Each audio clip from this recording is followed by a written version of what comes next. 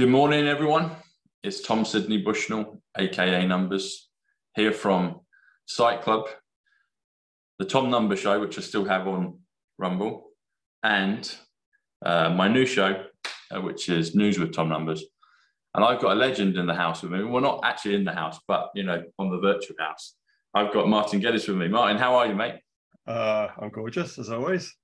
So greetings from extremely sunny County Durham, enjoying the lovely long summer days and fabulous summer evenings. It gets dark about 9:30. Yeah, it sunsets 9:30. It gets dark about 10. So that evening glow up here. Yeah, and you go further north, it gets even better. I was looking at the sunset in Stornoway right now, 10:30 at night. Yeah. And wow. Yeah. Wow. I used to live up in, you were telling me just before we started about your ancestors from Scotland, and I used to live and work in Scotland many years ago, and I love the place. And Scotland in the numbers is 88, Trump, which is, you know, Scotland 88. And if you do Scotland Edinburgh, because Edinburgh's 88, Scotland Edinburgh 88 is 176, which is Back to the Future. So you know it's appropriate, and it's real Tom Numbers on my Twitter. Wow. But yeah, I remember the long nights, the late evenings in Scotland. We actually changed our work schedule because it was quite regimented, but we used to get up at 6:30. Yeah. But what we found is people were out. We were up in, it was Motherwell at the time, Worcestershire. And we just found it was better to do our work with people when they were still around, you know, have conversations late into the evening. So we actually got permission to change our schedule. So we, instead of going from 6:30 to 10:30, we went from 6:30, 7:30 to 11:30, and it worked a lot better because the summer nights up there are just incredible, you know. I used to work in the mid-90s. I used to work in IT, and I used to be in the Royal Bank and Bank of Scotland. I used to go with my workmates after work. You could drive out to the Southern Uplands, go and climb Tinto, go off and have a fish and chips, and still, and be back. Yeah, it's like you go and climb that nice big hill. Tinto, where's that? That's a hill within reach of Edinburgh. Yeah, it's a nice big hill. Yeah. Oh, is that Pratthill? Caesar's. They call it Pratthill, but then there's also Caesar's Hill or Caesar's Mound. Is it the same one? No, I don't think so. But it's like yeah, but you can go hill walking in the evening. There's so much daylight, and I love it. Anyway, it definitely makes the world a lot nicer, doesn't it? It's like it's just more pleasant. It's like, I mean, I work hard in the winter and I enjoy the winters, but also you can't beat the sun. And I've been looking forward to this for a while, so I'm like, I'm very grateful for it. Maybe we could somehow change things that we just have continuous summers. Maybe, you know. Talking of Twitter, so Ricky Lambert, brilliant footballer for Southampton, Liverpool, England, West Brom. So he's been doing videos and he's been talking up more. He started a couple of years ago, so he did stuff with Matt Letizia on his shows. But Ricky's not even on Twitter yet. He's going to join, I think, today. But I put out a video of his that he asked me to put out, and it's gone bonkers. Yeah, it's like it's had actually, this is the interesting thing. So the White Hats are in control of Twitter, as we know, because you're back. Yeah. But if you visually look at it, the public part, it says, so last night it was on 1.7 million for a long time, but it was actually, when you click through, and I could see on the graphics, it was 2 million.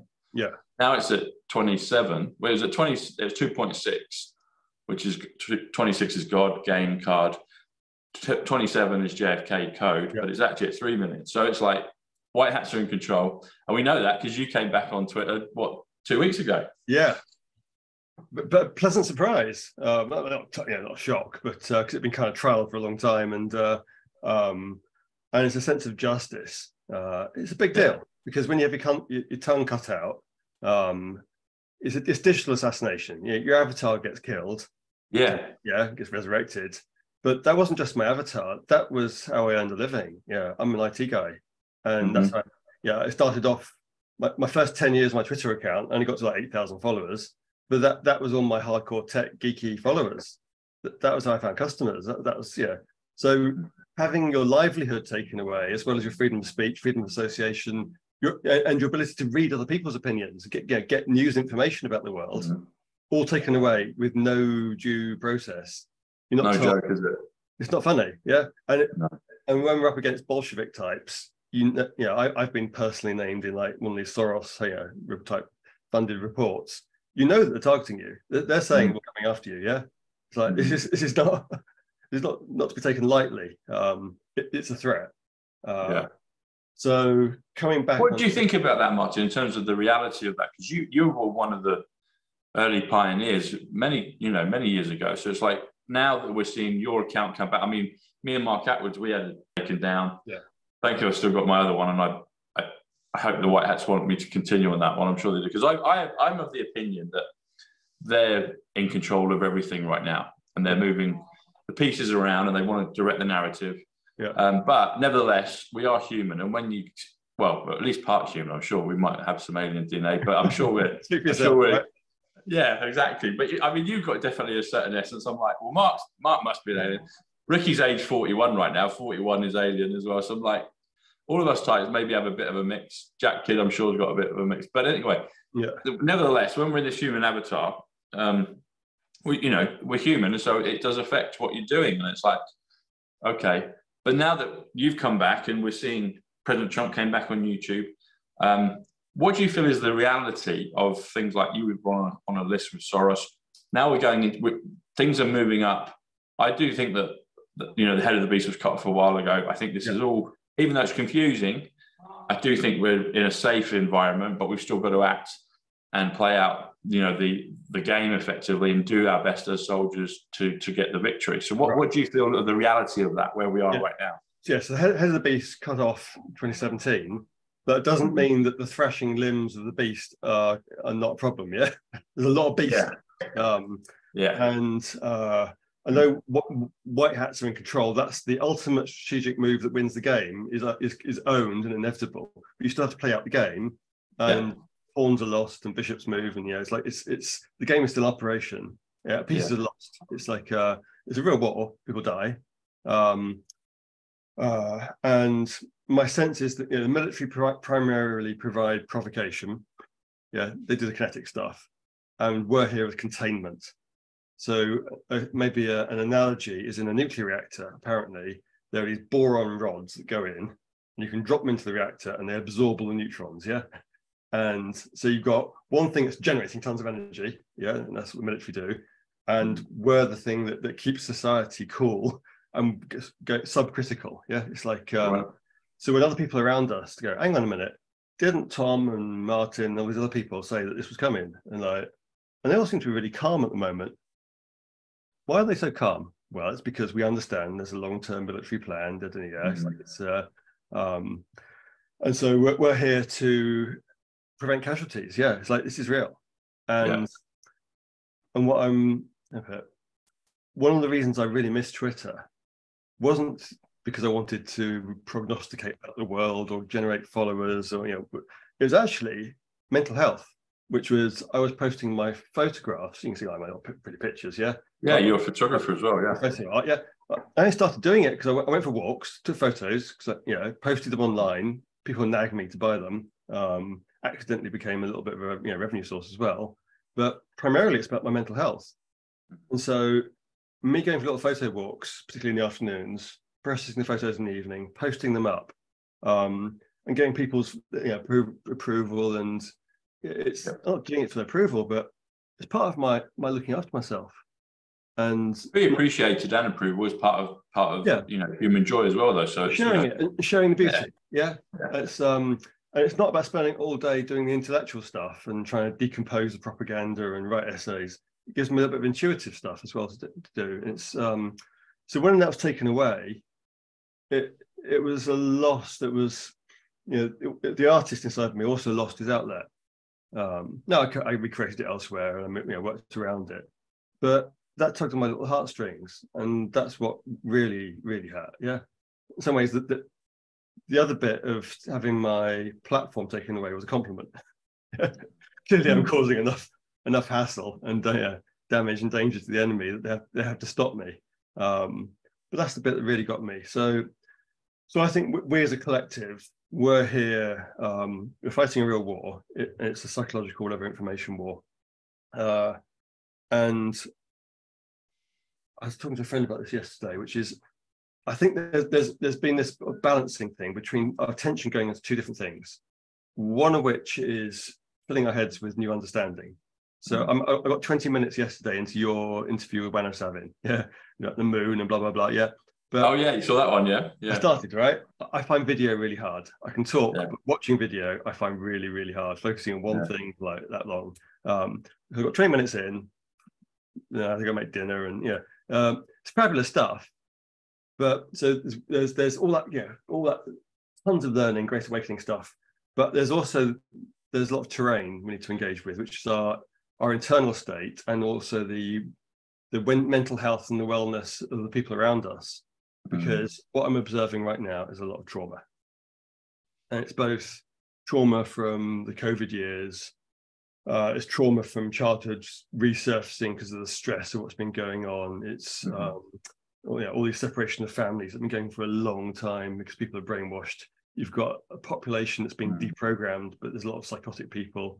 There's a ton of narcissistic rage going on. There's people who've been conned, have to kind of confront their foolishness and their identity isn't, there's their sense of who they are as some academic and respected member of society isn't quite grounded. And I watched somebody yesterday who used to be a tech industry telecoms associate, raging and even naming me personally, talking about how anyone who doubts is crazy and lost, and you can see they're lashing out because the alternative is to accept that not only have you been fooled, and that means confronting death. It's like, whoa, this is heavy shit. Yeah, it's so actually right in front of me, a book, Kathy O'Brien, PTSD. Yeah, it's a friend lent it to me. That's my next piece of reading. I don't read books very often, but this is important. I now realise that we are all trauma battlefield casualty nurses, and it's about to get really serious.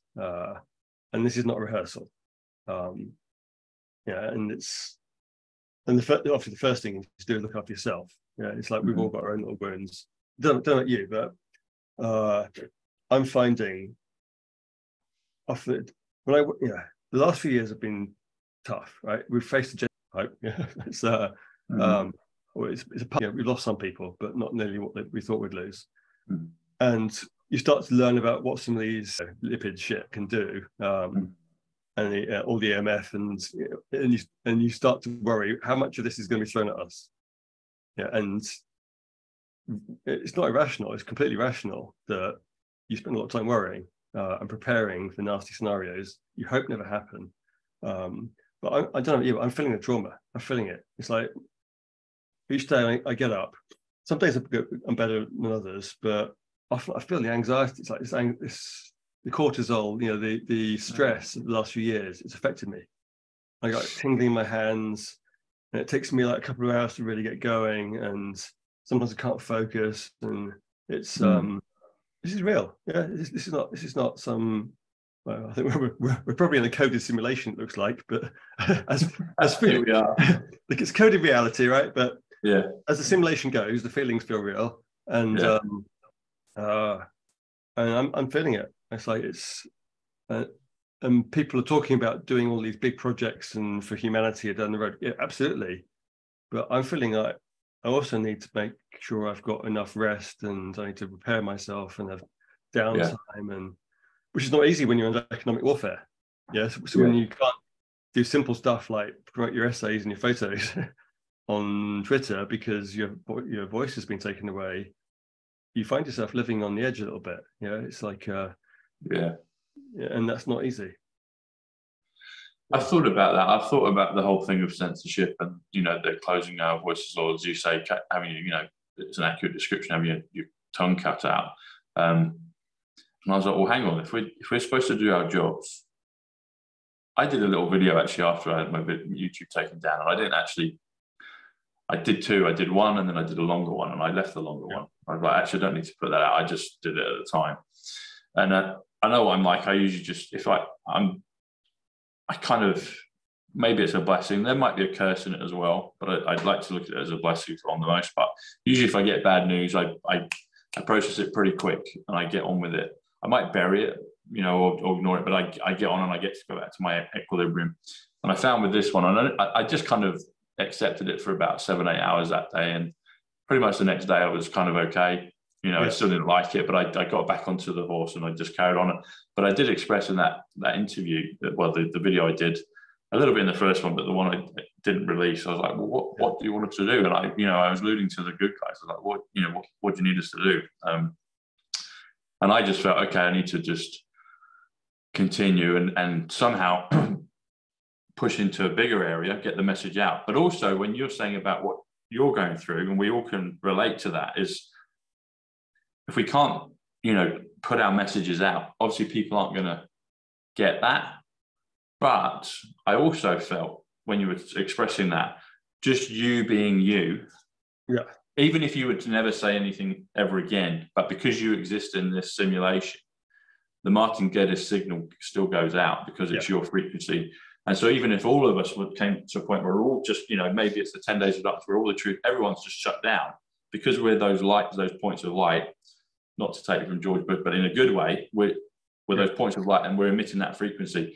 And I also understand and feel what you're saying, because I felt that maybe the good guys are saying, well, you do need to just kind of rest. You do need to self-replenish, because that amplifies the goodness that we have anyway. And that may, which sounds counterintuitive, but it may be an even more powerful effect, or have a more powerful effect in the realm that we're in.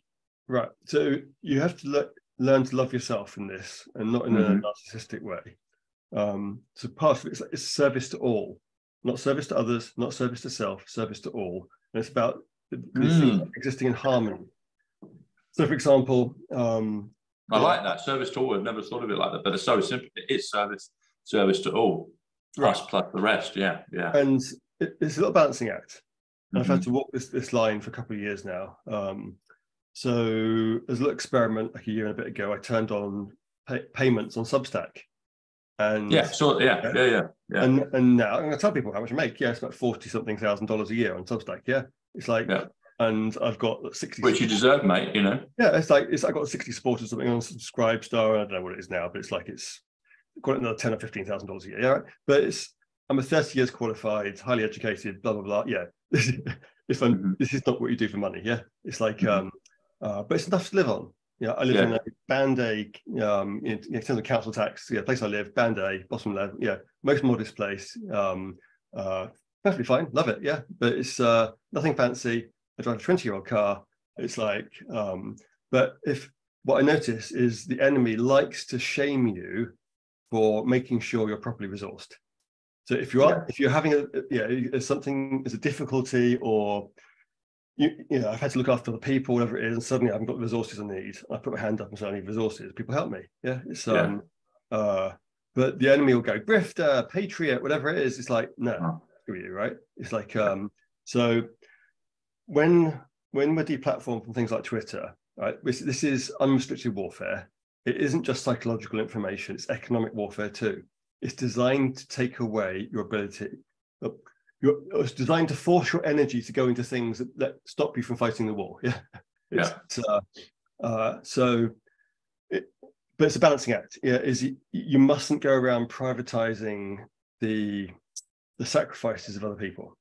They're behind the scenes. I'm sure a lot of people died infiltrating the cabal, whatever, and had horrible fates, and bad things happen. Yeah, it's like so we have to be mindful of that, but so the money does matter. The money does matter. Yeah, it's like to the extent that you're able to keep going and doing the mission, because we're a distributed army's the wrong word, right? It's like we're a soft power projection force. Yeah, disrupting all these narratives. We are all, there's no command and control, so we can't be infiltrated. We can't be subdued that way. We all are individually motivated keyboard warriors, but we have to be individually resourced and individually directed by ourselves. And that's what makes the Anons a really, really special bunch, because this hasn't happened before.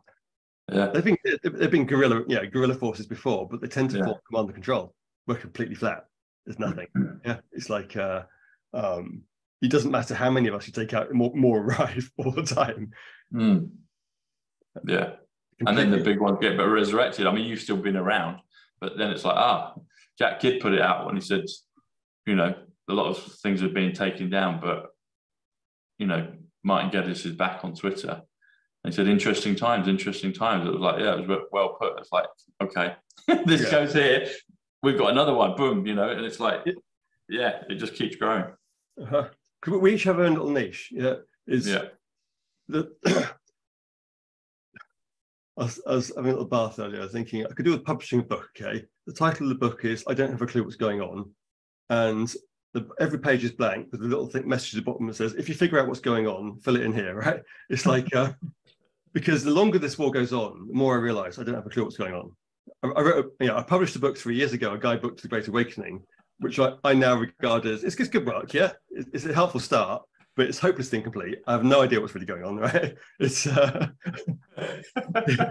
and so even the geometry stuff that you work on, I look at people doing all the football results and now the coding, it's like, and you go, oh my goodness, like this, how our language comes from, how it relates to our genetics, and like, I knew nothing. The history of this thing we're on, I knew nothing. It's like Tartaria, and that's just the beginning. That's just the most recent civilization will ever reset. You know, it's like what Wham was talking about. We used to have a solidified helium, whatever, hydrogen. Okay, and it was higher oxygen content, and things were different on this. And there's evidence for it because you can see all the remains of giant, things out there. It's so there's a humility required. What we're grappling with, it's so big, and so you could spend all your time and energy figuring out the coding, the number, geometry or whatever bit. And I'm just like sit there going, okay, I'm like in kindergarten. It's like you go to the first French lesson, and somebody speaks in some foreign language you never heard a foreign language before, and it's a real thing, but you feel really confused. And will I ever master this French thing? And the answer was kind of not really very well. But it's so you've got your little domain. I've got my little domain of thinking, applying my computer science skills to decompose stuff. But it's so big, and there's this like joke that we've been educated, or actually I found my degree certificate this week. I've been emptying the stuff from my parents' garage, and after 20 years of not seeing it, I found my degree certificate, and I was ashamed of it when I got it because I didn't work very hard. Didn't get a good grade. But now it's all like this big practical joke, because you were put through the intellectual equivalent to malnutrition, where you got to eat just carbohydrate, just do one subject, and you became narrowed, and actually it was about understanding how everything connects up and the totality of everything. So I don't know, it's like I'm just sitting here every day. I sit in awe. Like there's so much to learn. There's so much to know, and this balancing act between. I'd love to be able to spend my days reading and researching, and I'm feeling traumatized. I can get 20 minutes into Wan's video, and my focus isn't there. It's interesting stuff. I just need. I just struggle. It's like I've been at my laptop 14 hours a day for like 5 years, and or screen time for 10, 12, 14 hours a day, and I can't keep it up. Well, do what you can, buddy. Keep doing what you can, but rest as much as you require.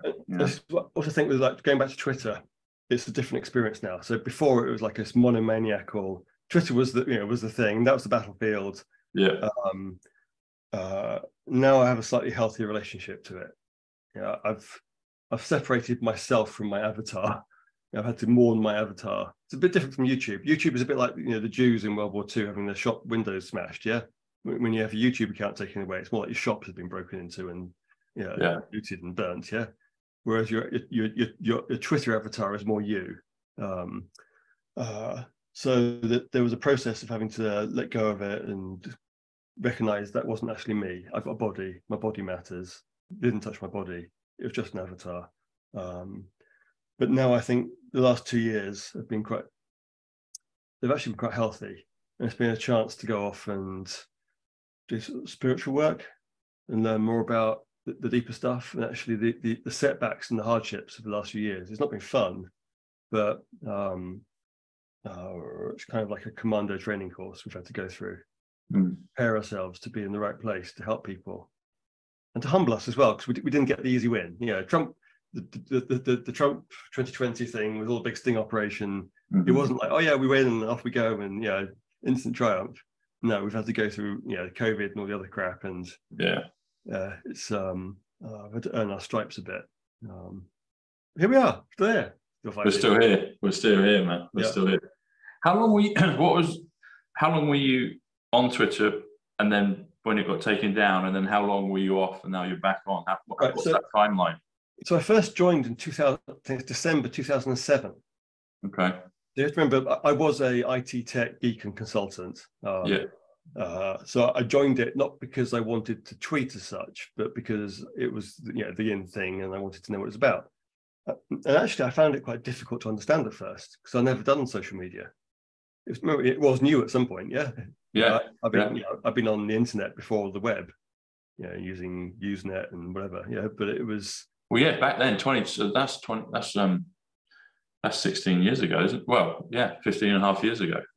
So it would have been completely different back then. Back when it's 140 characters, or whatever. It took me a while to master the mindset and the metaphor, of social media. Because we're so used to the idea that everything you put online has to matter in some way. And actually saying how your dinner tasted was like a bit novel, like it's a little bit bland. It tasted quite bland after a while. What's this thing actually for? What am I going to do with it? It's like what problem does this solve for me? So it took me a while to get my head around it, and so I very gently, I was sharing content about tech and telecoms, but it wasn't the world affairs stuff. So, I mean, the backstory is that I was looking at things like privacy and power and good and evil and psychopaths, in the context of tech, and doing consulting on that stuff as well, which got me interested in some of the more difficult stuff that's going on in society and the kiddie fiddling. And researching 9/11 and all the other stuff. It's but I wasn't largely talking about that in public. That was a private matter. It wasn't until 2016, 17 that I started to go, okay, I see now how this is all joining up. The blackmail, the kids, it's like, right. So I had this like phase change from basically my tech career just collapsed. The moment you start talking about you become persona non grata. Suddenly he's a right-wing extremist cult member, blah, blah, right. I just happened to have done the research. But that was fatal to any participation in my former career. So I had two business assets. Well, three. I got my name, but I had my social media following on Twitter and my mailing list. So my first deplatforming was MailChimp. So they took that down.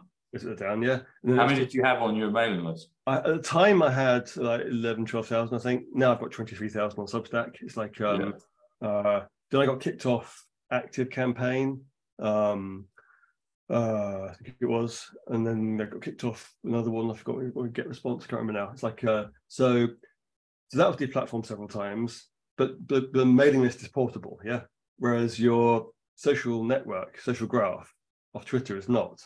And I think there's a hard lesson for all of us here is that we need to own our social graph. We can't allow our third parties to own that. When I follow you, I'm associated to you. I'm hiring someone to do the publish, subscribe, message passing, but it's like with their email address. I register my domain over here and I host my email over here, and the two are not the same. You can't. The email provider can't take away my identity. They can't take away my contacts list. It's so we've made some mistakes. We've allowed these companies to have too much power. And what would you do with your list? Would you just always back it up? Even now, even on Substack, I don't trust Substack. It's just I have a little note to myself every week. I have it in my calendar. I have a recurring thing that sends me an email that reminds me to download my Substack list. Okay. I manually download my Substack list every week. I remember, because that's my core asset, and I can always take it away and move somewhere else and get the money. I don't care, who pays or not pays. This is my audience, And if Substack went tits up or I got censored again, I can go somewhere else, tell my audience. And the other thing I did as a policy was every time I was censored, because it's economic warfare, as well as what, a war against our ability to communicate, I would go to my audience and say, actually, I shouldn't be worse off for this. And I'd put up a PayPal link and they'd send me money, right? Which was needed, right? Fighting a war. It's if they're going to attack me, I'm going to fight back. Normally I don't mention money. Just put a little link at the bottom if you like what I do, send me some cash. But if you're going to fight me on that basis, I'll fight back. Yeah, of course. And the thing is, our audiences are, they're loyal. I mean, the ones that really love us do support us. And I realized I was, 2020 came in. I was always awake to think, but then 2020 came in. I got activated to a higher level. The numbers descended upon me and I was like, okay, off we go. And this is the big one. So I've got to stand up. And I remember for probably the first year and a half, I didn't monetize anything. I mean, I had a little digital download course on numbers that me and Mark Atwood did together. I would do consultations, so private Zooms. People wanted their own numbers. And I used to love doing them, but energetically, they were so draining because it was more energetically draining than doing a YouTube show. And so I may start to do those again occasionally, but I really loved it. But it was just, I was giving my whole soul during that session, and there's a depletion of energy with it. But then I remember when President Trump would be asking for donations, and I was like, this is okay. President Trump is telling us it's fine to request income, and then from then I got onto monetization, and it was fine because I didn't know this was going to go this long, and we do have to be able to survive and live because it's a full-time gig. You need to replenish and take time off, but it's a full-time gig. If you're thinking about this all the time, I'm sure I am. All of us are. So it's like it's a full-time thing, and I do believe and have seen that our core audience love us and they want to support us. So it's an okay thing to do, And it's also, and required. It's necessary. It builds in loyalty and everything. Right. So in order to do it well, if you're having to worry too much about the rent and the heating and whatever, it's not easy. So obviously it's nice to have a little buffer as well, right? But also there's a lot of other people around us, privately and quietly, who are struggling, and there's a lot of personal charity required at the moment. You can help. You haven't got a budget for it, and I'm not talking huge amounts of money here, but little things. It's like somebody can't afford to go shopping. Couldn't feel. I got friends who've been economically attacked, and you've had to go out and fill up the car with fuel and go shopping for them. It's you do it very quietly, and you don't go around shouting from the rooftops. But you need the resources to do it. So. When we put ourselves out there and we exit the matrix, as it were, from, I could not do a job now if I tried. The idea of submitting myself to an HR department and self-flagellation. His they, she, you, it. I don't think this is going to work for you. It's like I don't think I can do a job ever again. A job. So, and the whole corporate bollocks, I'm done with it. It's like, but I still need to live, and it's appropriate that we are. It's a bad example when we fail to look after ourselves appropriately, and to be rewarded for our work, and we don't allow the energy exchange. But it has to be packaged in the right way. So for me, I put all my content out there. The basic information is always free. I saw that because I subscribed to your Substack, and I was like, that's a really clever model. And there's negligible benefits for paying me, right? I maybe turn on comments and you can comment, right? It's like there's one exception, which is there's one little private newsletter I write for, which has got a deadline. So if anything has a deadline, I'll always charge. It's like if I'm giving my labor away, it's on my timing. It's my energy, my time. If you want me to do it by a particular date, I always charge. It's like doesn't matter what the money is. In this case, it's quite small, but so there's one little private newsletter I write for, and because there's a deadline, I charge for it. But we have to learn how to, we've been taught by the enemy in a slave system to have a slave mindset, and then you're either psychopathic and service to self, or you're put into the pure altruist service to others mode, which is just the mirror image of it. It's not the right thing. It's about the exchange, the reciprocity, and the respect. Yeah. So I think part of what we're having to do is we're having to learn in doing these videos, even, and building these audiences and sharing what are really quite not esoteric subjects, because now they're exoteric, but they're quite novel subjects for people. Mm-hmm. And guiding them through this sort of learning landscape as we learn ourselves. We have to be able to do it in a way where we don't put ourselves on a pedestal and say, I'm the world expert and the last word, and kind of subscribe to my course, and that's a bit that's too productive, too markety. Yeah, it's like, but we can't at the same time, if we just give everything away and we can't pay the rent and we're struggling and we can't help our friends, that's not good either. Yeah. So it's about an appropriate exchange of energy, which does work. And I found if I'm helping other people, I'm in financial distress, or yesterday my laptop's, I need to get a new laptop at some point. The connector's wearing out and it doesn't charge properly. Yeah, it's like I put my hand up and say, I really could do a bit of extra. At some point, and it comes in. Yeah, it's like, but I don't go around soliciting for funds. That's not. It's not about profit. Yeah, it just comes. And I've got a spreadsheet somewhere online of hundreds of people over time have written to me, said, Martin, if you're ever in whatever, Idaho, come by. And I've kept the links, so I'm fine. Doesn't matter.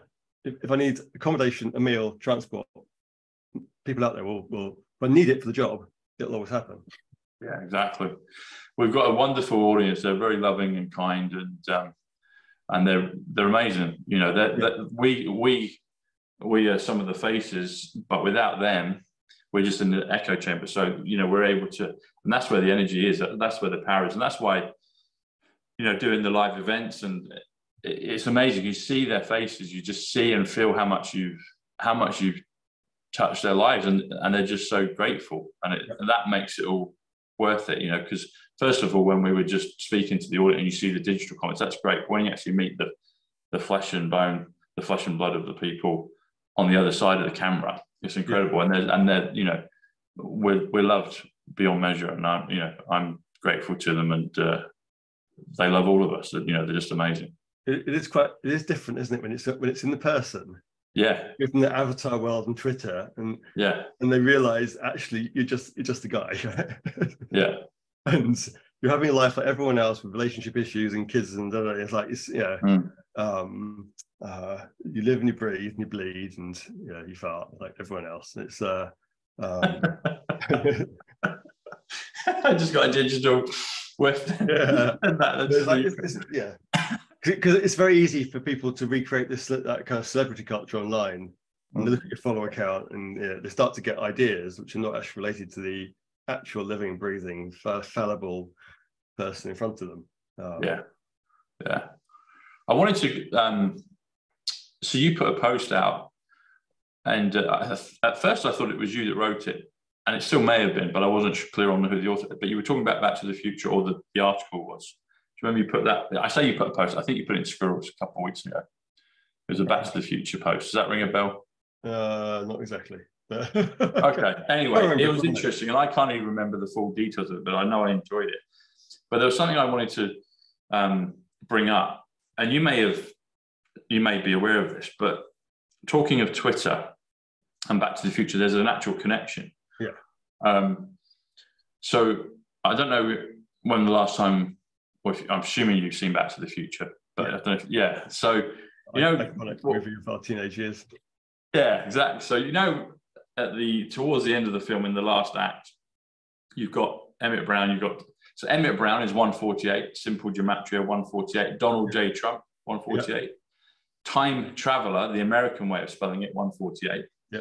Actually, Ricky Lee Lambert, who just exploded on Twitter, the ex-footballer with his call to humanity. So Emmett Brown is up there doing, trying to connect everything. You have to travel 88 miles per hour to time travel. 88 is Trump, 88 MPH, the abbreviations 125 time travel together. Yeah. John Kennedy, 125 time travel. 8th Avenue, where the Tesla building, the New York hotel. But there's a Twitter reference in there. So when Marty swings around in the DeLorean 74, which is gematria, which is energy, which is Jesus, which is Messiah, which is English, London, all these things, you'll see just in the slight background, there's a board, and it's a board for a motel, and it's called Bluebird Motel. Yeah, and it's got the blue Twitter symbol. And I'm like, that's Twitter. Yeah, it's Twitter. And then when you do the numbers on it, Martin, Bluebird Motel comes to 138. Yeah. 138 comes to Donald Trump. It comes to revaluation. It comes to I am Twitter. And it also comes to Elon Musk Bank. And I remember when I discovered this at the time, over a year or so ago, this is when the first rumors of Elon buying Twitter came out. And I was like, the numbers are right there. There's Marty McFly swinging around in the DeLorean, about to get to the start and whiz off into 88 miles per hour and go back in time, or back to the future. And you've got it there, because people can say, oh, you can make any version of things up with numbers. There's infinite possibilities with the numbers, because there's so many words in the language. But when you've got something like a blue symbol of a bird, that's the Twitter symbol, and it's Bluebird Motel. And then I do the numbers on it. It's like 138 Donald Trump, 138 revaluation, 138 the savior, 138 Elon Musk Bank, 138 I am Twitter. I'm like, there's something being told here. And then people said, oh, it's not going to happen. One said, oh yeah, Elon won't get it. But he's always, one tells as it is, and then he also has to deflect. But then President Trump said, Elon won't get Twitter. He won't get Twitter. And then he went, well, maybe. And he said it just right at the end. And I was like, he knows, they know, And then there was a period of lull. And then a few months later in 2022, he got it. And now we're back on, and it's like Twitter is there in Back to the Future. And it's like, people, even the normies, can't really argue with that. It's like, that's the symbol, that's the Bluebird Motel, and it's got the Bluebird, which is Twitter. I think this thing about numbers has been, for me, the most intellectually humbling part of this whole journey. Not the spiritual side, not hidden history, not the repressed physics, not the time travel. Like it's and at first, because I'm a computer scientist, you go, oh, it's hash function collisions, Bloom filters, whatever. No, right? There's something else going on. There's something so deep and structural and meaningful going on. That's my intuition. Yeah, it's like I don't understand it yet. There's a superficial technical level which I can see. Yes, we're adding symbols together in the air, but there's something else going on here. And in my tech work, came across this concept of a universe of discourse. Right? It's so the current, like for example, the current internet. People think that that's the end point of building internets. No, there's a much bigger set of internets we could build. Right? Your universe of discourse is too small. Right? So the gematria part has added something to my universe of discourse that I never could conceived of existing. And it was out when in the Q drops talks about this is so much bigger than you know. I can't remember the words, but I'm now seeing more and more layers of that stuff, and this is one aspect of it, but it's jaw dropping, and it makes you realize. It made me realize I know so little, and I think part of the reason that why you and we are speaking is some interviews are hard to do because someone's not humble. They're trying to take a position, to be right, to argue, to debate. They're not fundamentally trying to find out what's real and what's going on. Yeah. Yes. Yeah. It's and so there's this openness and curiosity where you don't just accept or reject things, instantly. Yeah. The numbers things like, wow, there's something going on here. I don't understand it. Yeah. Clueless. And it's not because I'm stupid. It's like, let's go and explore this. Yeah. It's like it's a complete reverse. Yeah. It's the open, inquisitive nature. It's the fun playground of the universe. I don't have to lose any. There's no ego to be lost in finding I'm clueless. It's another humorous moment in life. Because I've been clueless a lot, and I look at the other people I used to associate with, particularly in the tech industry. They're so lost. Like they won't ask themselves simple questions about the world, and because they're so mired in this I think it's I don't think I think narcissism's the wrong word. We talk about narcissistic rage, etc., but it's really all trauma responses. They've been brainwashed, traumatized, damaged, and therefore they've had to construct this ego identity that's perfected in order to not experience aspects of themselves and their vulnerability and wounds and hurt. So we're in a trauma-based mind control society, and it's not that I'm better than them. It's just that I've been able to work around my hurts and traumas, and I've kept my openness and childlike wonder at the world.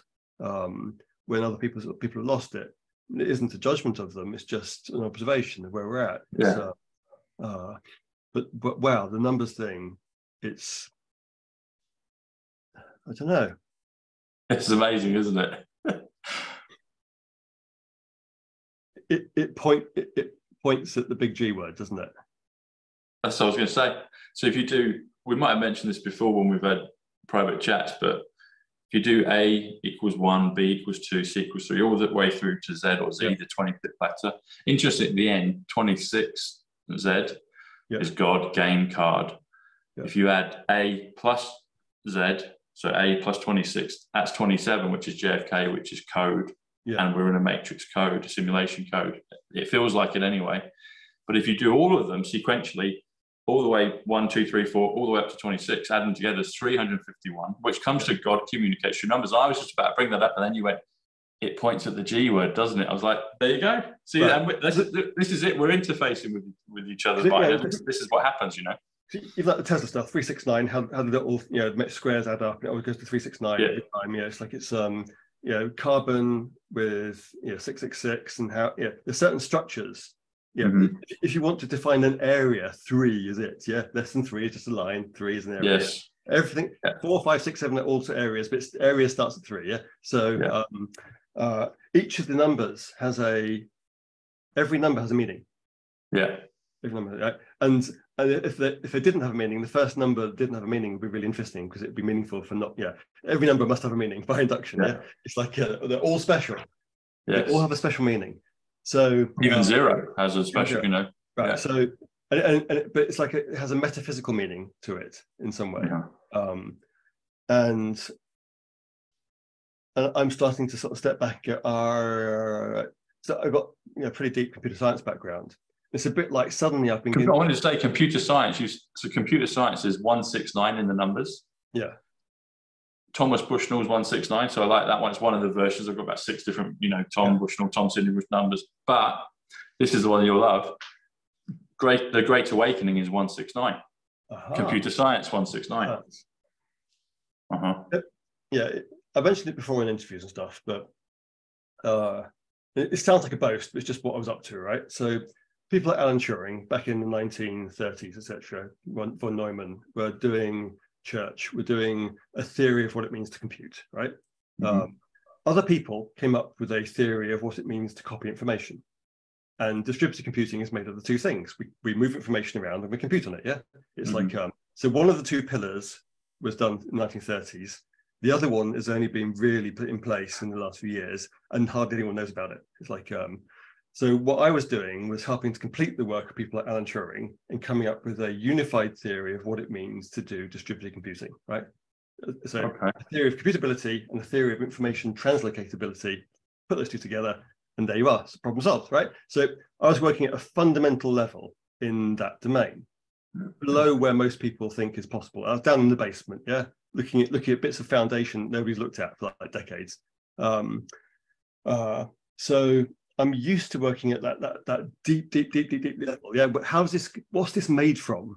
I peel it back, and it's like you got atoms and then neutrons and quarks, and you peel it back and peel it back. What's it made from? And it looks like it's all made from numbers. But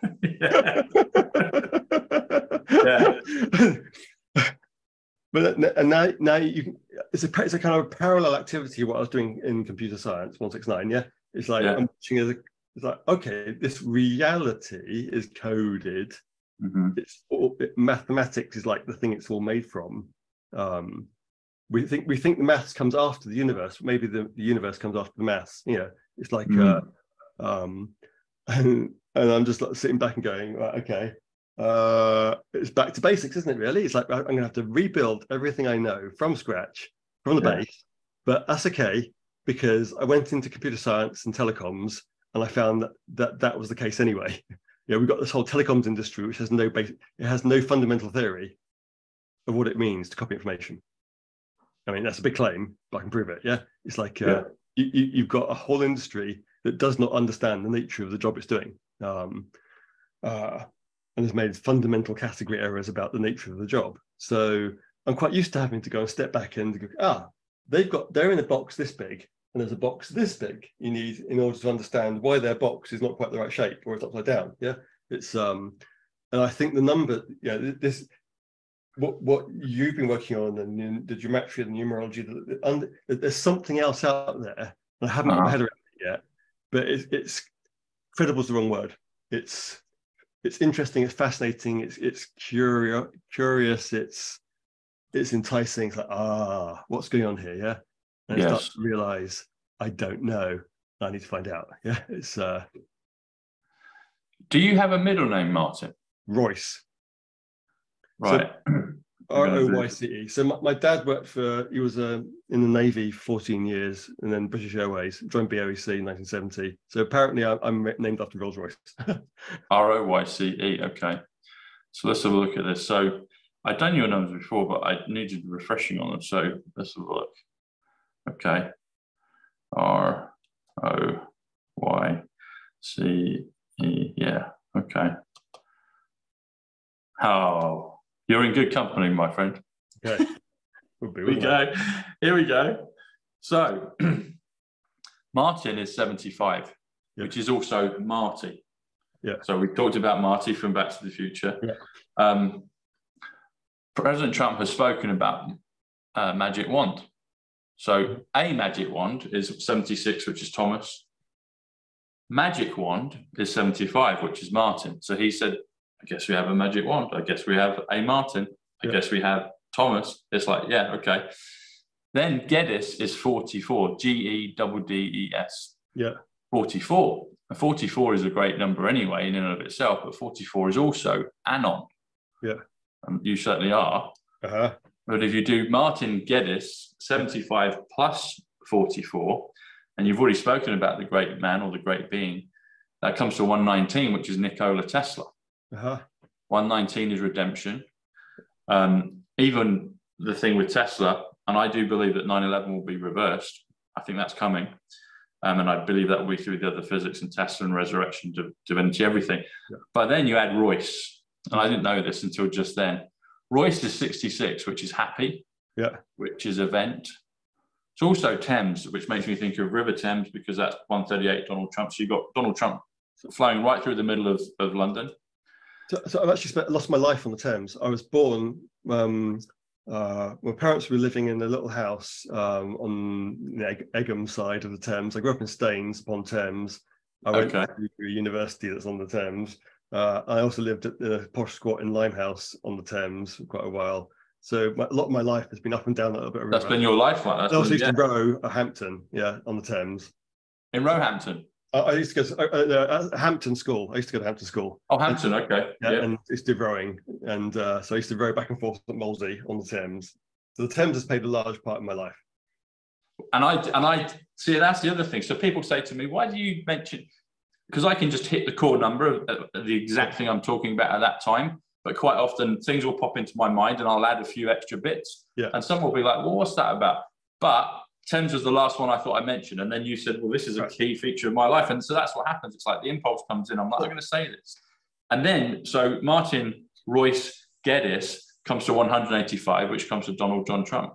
So you're in good company, buddy. Indeed, right. So this reminds me a lot of my telecoms work. Yeah, there are people who go out there, put their pith helmets on, they go out into the internet jungle, and they take measurements of the jungle, and they imagine they're doing network research. And what they're doing, and they think that is networking, right? What they're doing is they're taking a tiny corner case of a very big space of possible internets we could build, and it's a really crappy corner case, right? And declaring that to be networking. And then assuming that their measurements of that particular environment, that bit of jungle, is all environments that could ever exist. And then they deny the existence of tundra because all they're seeing is jungles. Yeah, it's like So it's like this intellectual equivalent here is, this is outside of the framing of what the concept of what reality is to most people. Yeah. And now it could be that we're engaged in apophenia and just seeing patterns that don't exist in it, but there's too much credible stuff pointing at interesting things happening here. Yeah. And the people who reject it because they don't understand it, or it's crazy, or it doesn't fit my current reality. The fact that you find it difficult to get your head around doesn't make it right or wrong. Yeah, that's just about your feelings. That's on them. That's right? It's like that's solipsistic. That's you thinking it's all about your experience of reality is reality. No. It's like so there's something going on here, and I think this is one of the most interesting subjects I've ever come across. Right? It's like it's in some ways much more than the hidden history, because it's fundamental. It's the foundation. It's the fabric from which sub-reality. It's like it's what reality is made from.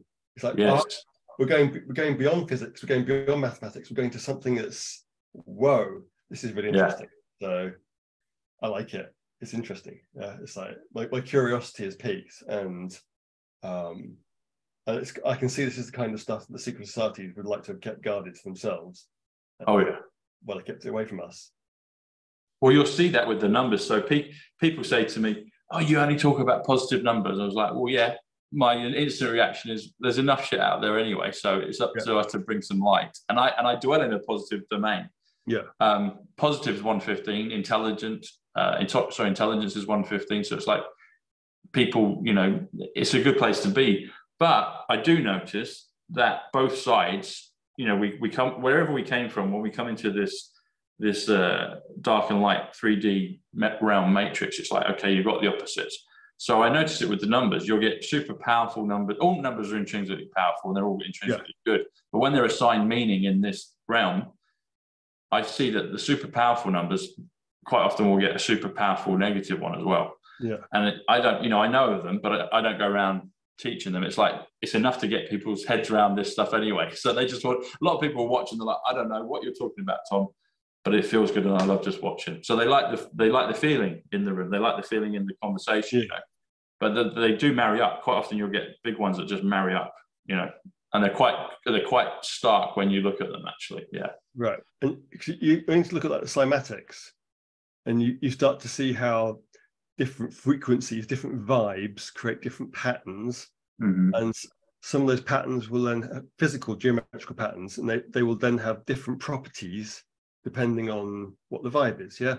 And so you can start to see how the structure of everything, that's a big word, everything starts to come out of the numbers. Yeah. It's like the physics comes from the numbers, the music comes from the numbers, the art comes from them. It's like everything comes from the numbers. Yeah, ultimately. And they go, it does. Oh, right. We can even the language, the alphabets. It's like it's all got it's like the quantumness of information down to the numbers. Yeah. Right. This is. I haven't mastered it. I'm not able to comment on it. I can't write essays about it because I don't really grasp it. But there's something going on here, which is like, oh, I like it. This is fascinating.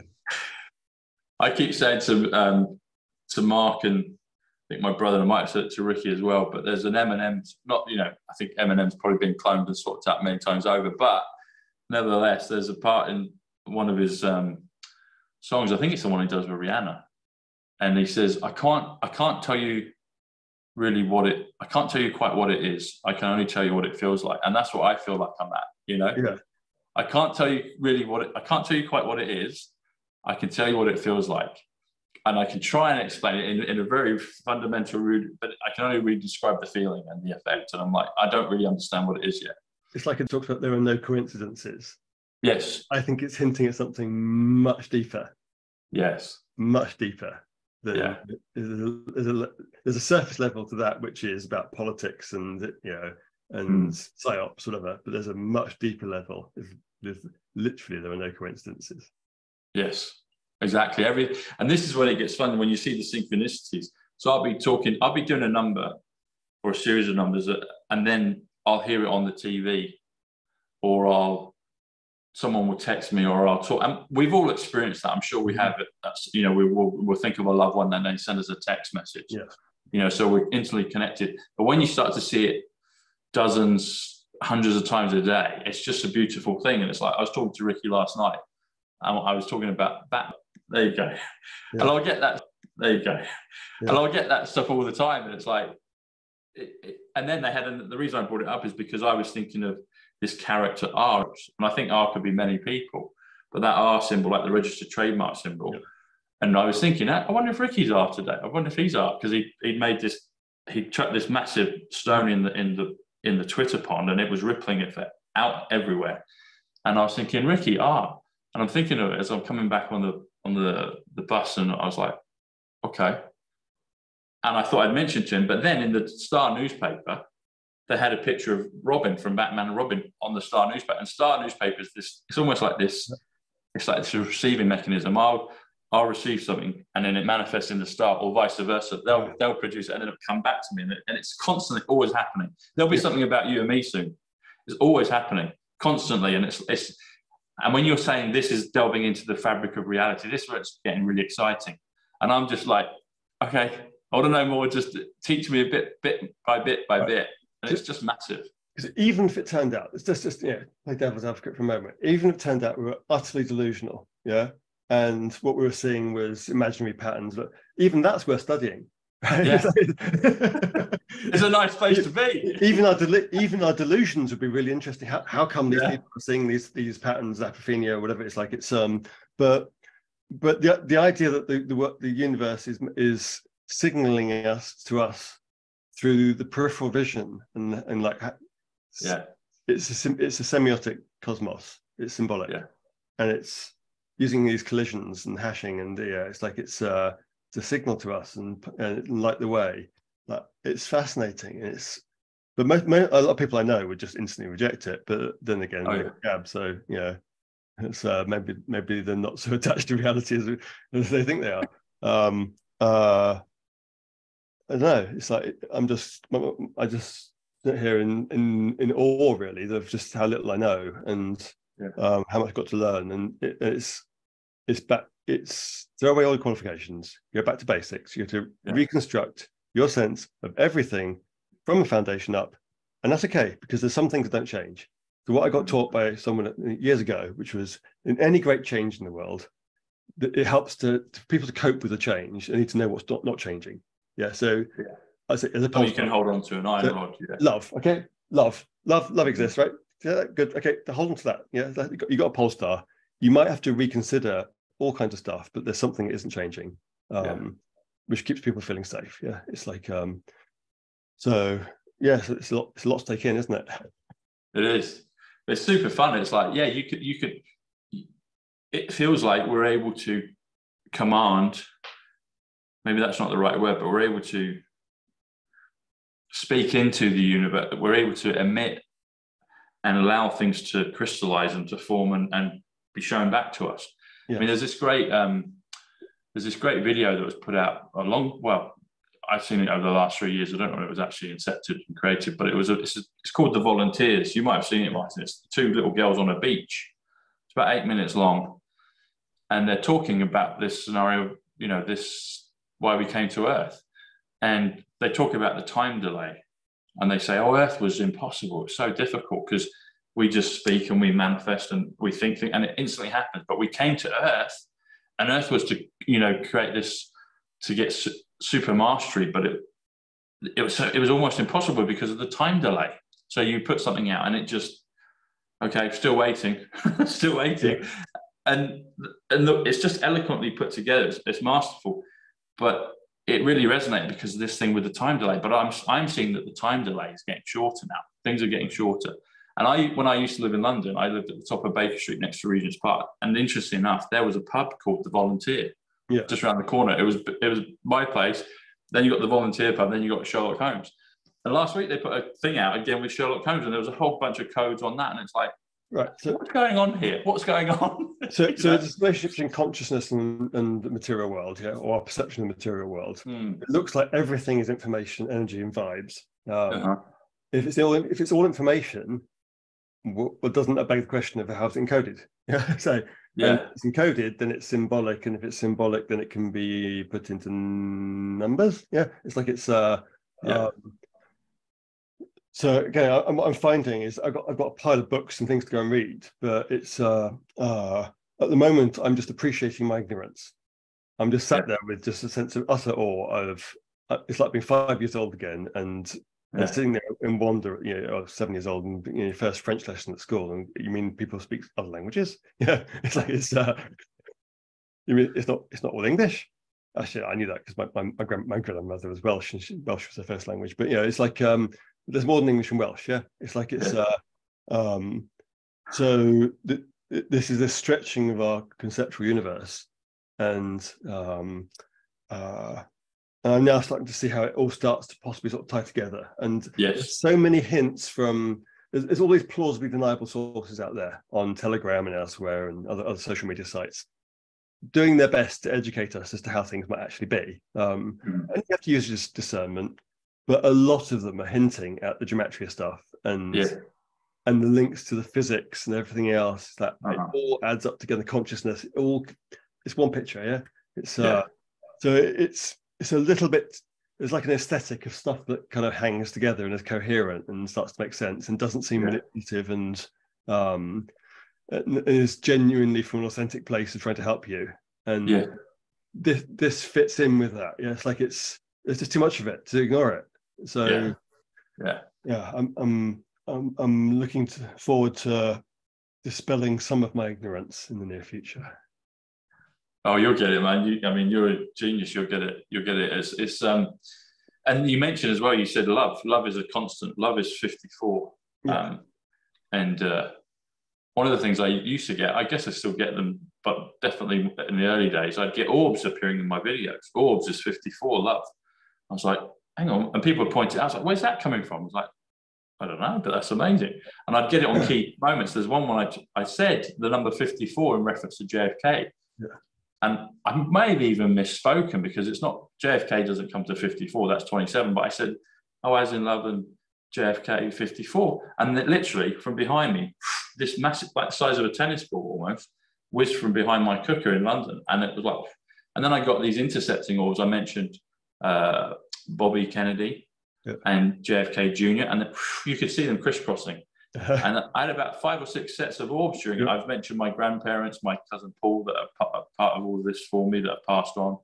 I met Ivanka Trump, 146, Ivanka Trump, Manifestation, 146, The Universe, The Trumpet, 146. They're all there. And I was like, the numbers first came to me when I met her. I didn't understand what it was. And then fast forward to 2020, I got the Diana downloads, listening to Trump misspeaking, Kennedy. I didn't even know what Q was. I figured out Q and 17 from coming down. And then I found out what the Q posts were maybe a couple months, 6 weeks in. But going back to when you said about love, you mentioned 3 languages. You said French, and then you said Welsh, and there's English. Now, English is gematria, 74, but French, 54, is love. And what's the language of love? It's French. So it's all linked. It's all there. The other thing as well, you can find, people say to me, what's the crossover in other languages? I haven't studied all the other languages, but one thing I know of, which is interesting, and it's slightly on the side of gematria, but it's an observation. If you do so biblically, people think of God or Christ as 23, I am. So you've got I am, the great I am. But the 2 words in French for I am are je suis. Now, what's je suis? It's Jesus with an I Jesus, I am. And it's there again, it's there in the language again. It's like, okay, Yeah. You can't make it up, can you? Yeah. And Jesus is 74 gematria. So it's I gematria, I am. It's like, and one of my first experiences with seeing UFOs was out in Scottsdale, Arizona. Scottsdale is 118, the awakening, the storm, the matrix. My cousin Paul that died in 2015, and I get him as orbs, and he's part of my guides with it. I'll be typing something on my phone, and I'll get a mistype out of nowhere, and I add up the gematria on it. It's him saying hello. But I'll get, so I was shown some stuff in Scottsdale, and I saw these lights appear and come off again. I was like, oh, that's interesting. But then I got my own independent ones, and I remember distinctly one morning, it was still dark. I got up. Time's different in Scotland. I don't know if you've ever been there, but it's different.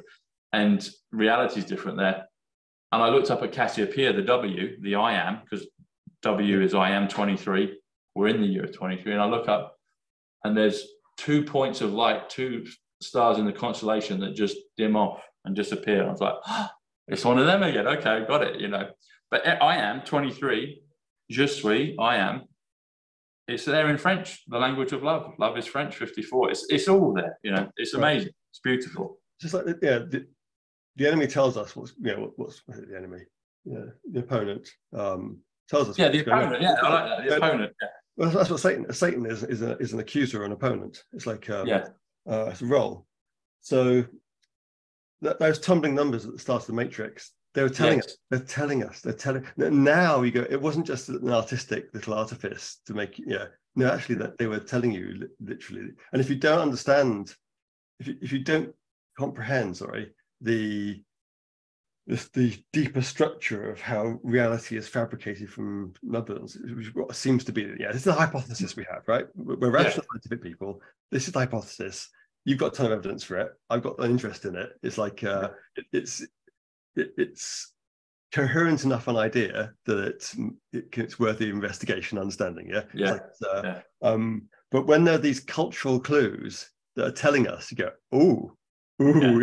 and given that there's this massive history of telling us what the hell's going on, White Hat, Black Hats, Star Trek, Stargate, whatever, it's like they've been doing it for years. It's you just can't ignore it. You cannot ignore it. It's like no, the other thing I picked up this last week was some MIT study or whatever that said that the strongest emotion wasn't love. Something stronger than love was authenticity. Wow. Now that was a little It's like a little moment for me. It's because it hints at truthfulness, and there's something deeper here. Because we tend to attach love as the strongest emotion, or strongest feeling. Because I think what we're authenticity, author. You author. You get to write the code. You get to authorship, authenticity. I was going to say gratitude when you said love and gratitude. But then authenticity, yes. Yeah. But it's also the coded nature of reality. Cracking the code. It's like there's nothing. It's like a strong claim. I mean, how could you study theology and not understand this? Yes.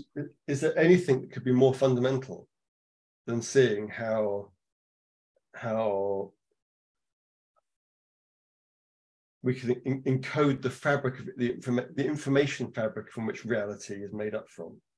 Yes.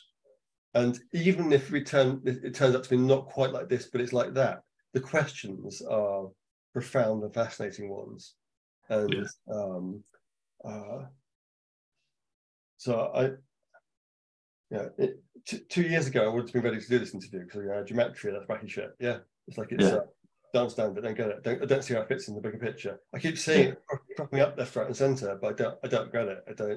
But now it's like I've seen too much and I can't ignore this. It's part of the picture. I don't know, So I'm getting there. You're getting there, buddy. Or you mean you're light years ahead of most. So you know what you talk about the Matrix. So in there you've got the Trinity. You've got Trinity as one of the characters, and you were saying, here in this 3D realm, if it's just 2 points, it's just a line. But once it's given substance, it's 3. It's 3D. So I've met 3 of those characters. I've met Keanu Reeves in person, and I got a picture with Trinity, Carrie-Anne Moss from the film, and I'm like, that's interesting that happens. But as you're sitting back and you're taking everything on, I'm getting architect vibes from you. It's like Martin's being the architect. He's the architect. I like to. I'm a synthesist, not an analyst. The detail is hard work. I don't do work, right? It's like it's. I like to see the big picture and how other people look. So this universal discourse thing is the reason you can't solve this problem is because you can't step outside of the problem and see it from the right angle because your universal discourse is too small. It's your framing is always the limiting aspect. So whatever the discussion is, you just sit there, let them talk away. Okay, the framing they've got is this, that. Okay, I solved your problem. it's much better than work. So yeah, the architect is the person who sees how it all fits together. Yeah. They're not involved in the little bits of detail of how do I actually put this particular post in this whole. You've definitely got architect vibes in that armchair right now, Martin, for sure. Yeah. What's your birthday? 1st of May, 1971. Ah, Tara Janine's birthday is the same day. That's in Gregorian calendar, of course. Yes, yeah. So 1st of May, what year? 1971. 1971, okay. 71 is Psych, as in my channel, Psych Club. Lady Diana, 71. Smart is 71. So let's have a look. 1st of May, so May 1st, 39. 72. You're going to like this, buddy. You are the architect. Martin Geddes, everyone, I'm talking to the architect today. So May 1st is 111, which is perfection, which is computer, which is white dove. Yep. At school, in my middle school, right? So I used to have, other kids get teased all kinds of ways. I'd have someone come behind me and go, computer. It's going to tease me and make me get my attention. Yeah. So I was really into computers because they're easy to relate to than humans. Yeah, May 1st, buddy. 111, perfection, computer, white dove. Yeah. You're the architect. I'm sitting here with the architect. Right. That's brilliant. Let's see. So 1971. So 19 is 86. Yeah. 70. Architecture is a defense against manual labor. See, other people go and build it. You can sit there and go, it all goes like that together. 2:30. Okay. May 1st. Ah. Okay. Look.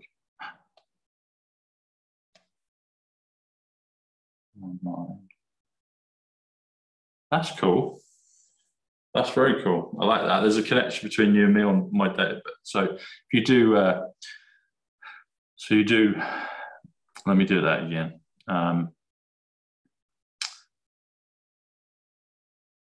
Where do we get to? Here we go. Yeah. So May 1st, 1971 comes to 3:41. Mm-hmm.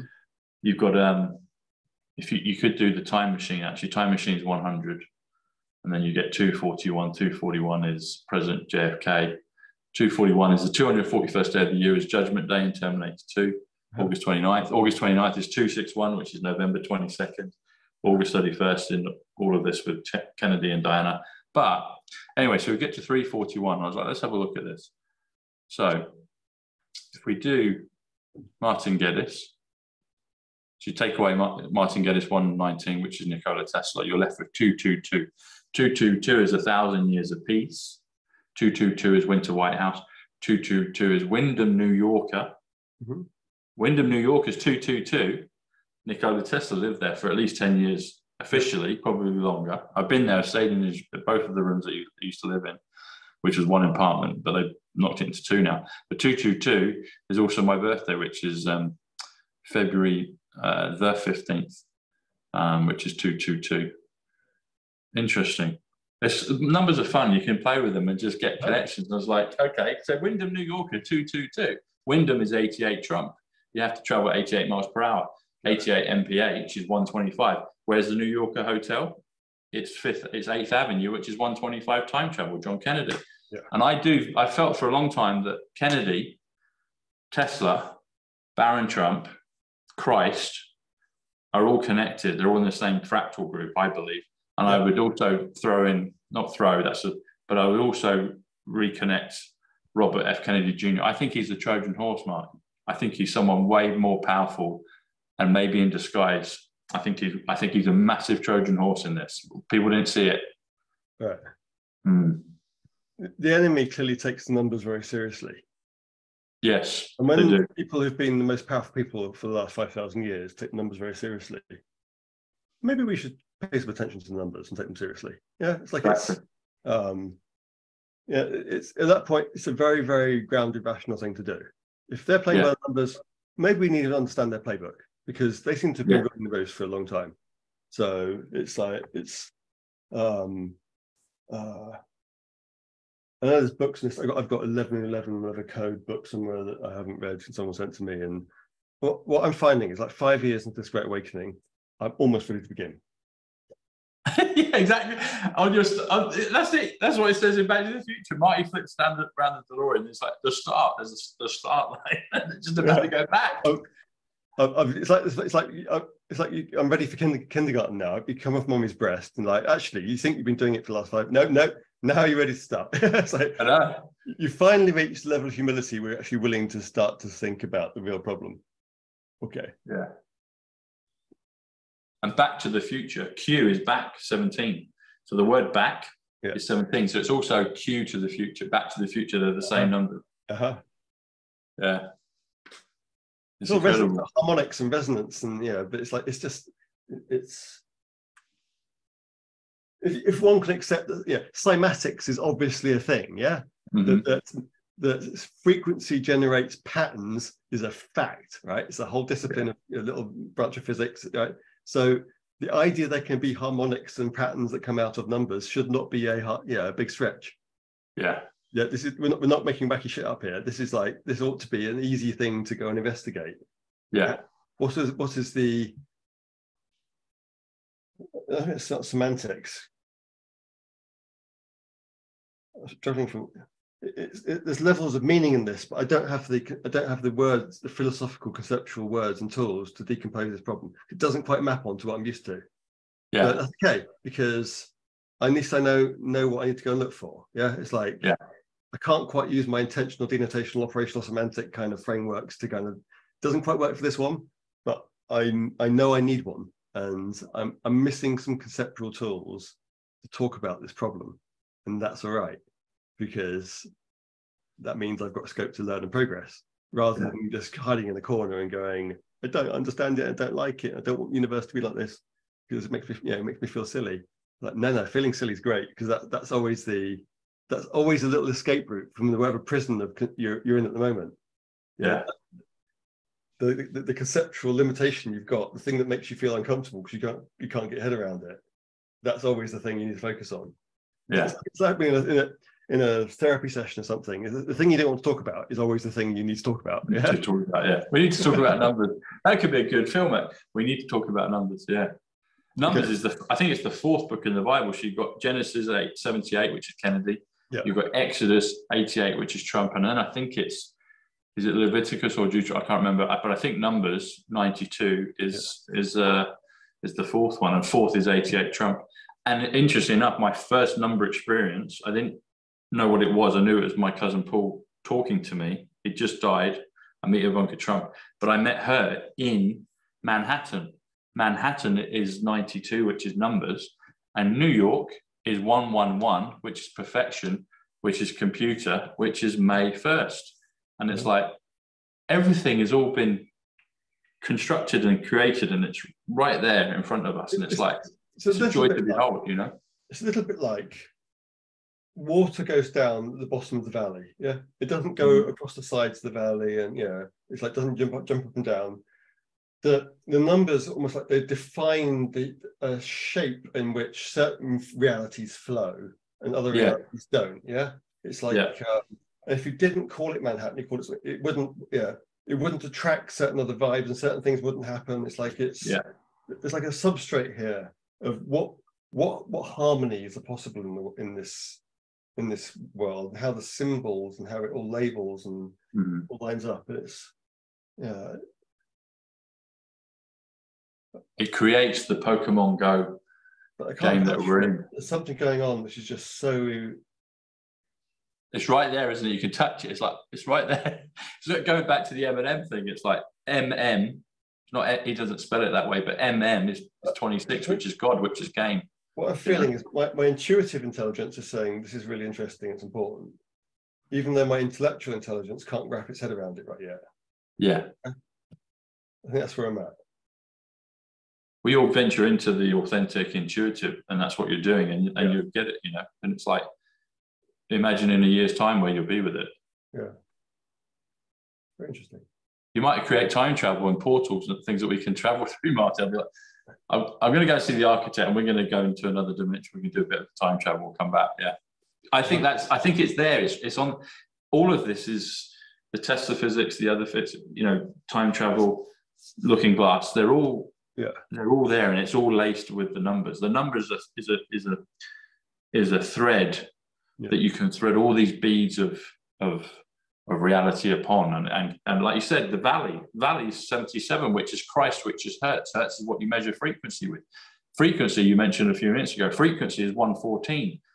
A universe is 114. What is it? It's one song. Universe, it's one song, it's one voice, it's one sound. We know that through the vibrational patterns with sand on boards, and you can change all the shapes. 114 is sovereign. 114 is trump card. A trump card is 114 frequency. And my buddy Ricky told me a month or so ago, when we met for the first time in person in this life, at least, he said, I know, Tom, that everything, and I've known for ages that everything in this world is to do with frequency. And I was like, this is Ricky Lambert, the ex-England footballer, telling me this. This is the sort of stuff I'd come out with on a show with Mark Atwood or Martin Geddes or someone. I'm like this. And I was like, he's one of us. And now this is the interesting thing. He'll share this with people, but when he did that video 2 nights ago, it was so magnificent and so powerful and so magnetic. Right. He actually started getting calls and text messages from people, from loved ones and friends and associates that hadn't spoken to him for years and years and years, even before he put the video out, and he told me about it. And I said, mate, that's why you've already affected the quantum field by what you've done, and therefore you're receiving this influx of concentrated energy and contact from people that didn't even know you, haven't spoken to you for ages. And then he eventually got the video out. So it already affected reality. It already affected it before, and he was seeing it, and he's been seeing ships in the sky and everything. So it's just so powerful. Frequency, 114 trump card. I think part of what we're having to deal with here is what we might call passive indoctrination. So active indoctrination is when you get dragged into school and it's drag queen story hour, whatever it is, and there's 703 genders, whatever. Yeah. The passive indoctrination is when something's not talked about. Yes. So you go through school and maybe go to university and you go into your professional career. And surely, if this was important, someone would have told me about it, right? Yeah. Because nobody's told me about it, it can't be important. It can't be it's not part of that collective consensus reality. So I think I did a maths degree. And one other thing, how much scope is there for woke Marxist, whatever, stuff? Not really, yeah? It's, but clearly physics degrees are biased. They don't talk to you about vortex mathematics and some of the harmonic stuff, and they focus on the cymatics and so the fact that they put you in your attention that way and not that way turns you away from the Tauruses, and like they don't put you that way. So and they also separate you from the biologists and I'm a Taurus, you're a Taurus, yeah. Okay, no, it's Taurus, yeah. It's like so we don't get to see how all the Tauruses are everywhere, and I'm Aquarian, but I'll take Taurus as well. Yeah, Tauroid, yeah. Oh, Taurus, yeah. In there, I got a hole at each end. Promise, right? It's like let me show you. But I'm topologically we have the same degree. Yeah, it's like so I did a maths degree. And I'm now realizing that actually, yes, it was indoctrination in its own little way, which was by forcing me into this very narrow little niche and making me think I was educated because I must have learnt the things that really matter. You do Gödel's incompleteness theorem and blah, blah, blah. It's like the foundations of mathematics. It's like, but it was deliberately disconnected from other things I needed to know. And so I did computer science. It's like didn't talk about. I did hash functions, but gematria was never mentioned, and any link to the nature of reality and philosophy and consciousness never talked about, right? So I think half the battle here is about the intellectual unspeakability of the subject, because surely there should be courses on this, and it should be formalized, and and when you look at it, you find actually probably there were books on it, they were suppressed, or it's people are persecuted, or you get laughed at, or there's a whole program to decry those people who investigate something. It's like the naturopaths who get killed every time they go and look at the parasite nature of cancer. Yeah, it's like now, that doesn't necessarily mean that everything there is right and correct and being presented right the first time. And yeah, but it's suggestive of what's really going on. Yeah, and I think what I am struggling with myself, which is recognizing my own passive indoctrination. Right. It's so on previous interviews I talked about it'll be 3 years to get the degree, 30 years to get over it. Maybe 30 years, right? It's like, because the magic, the spellbinding of the degree. It is. Mm-hmm. It is. You literally with the square hat, the Saturn, the square thing. You know, it's like once you start to see the symbolism, go okay. The mortarboard. The mortarboard is a Satan. Get your trowel out and start.